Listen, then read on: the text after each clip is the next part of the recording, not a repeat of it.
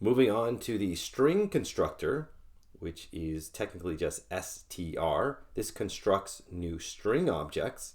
You can pass in a number of different arguments here. Let's go ahead and see some. So if we pass in the Boolean value true, it will return the string true.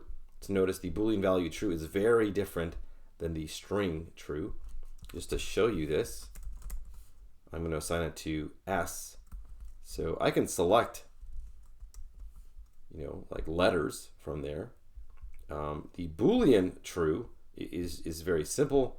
And just to show you that, let's just say I have a variable called B and assign it to true. There's no way I can select something from it. It just says not subscriptable, means you can't put these square brackets around it and select something from it. So very different objects, a string and a Boolean. So again, if you pass in a Boolean to the string constructor, it'll just turn it into a string with those same, whatever the word is, it'll make it a string. Okay, let's move on. Let's say we want to put in some number like 99. Well, it'll just turn that into a string. So here's an integer. Same with floats. So we can have some float, and it'll turn that into a string. So kind of interesting. This is not something you do a lot.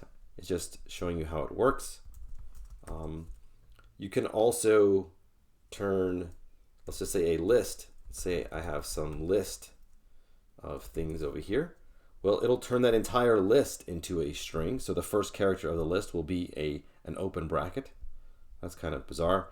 You can turn even a range object into a string, and it'll return that. So again, not something you really ever do, but just to show you its power and how it works, you can throw a lot of objects into this string constructor, and it will create a new string.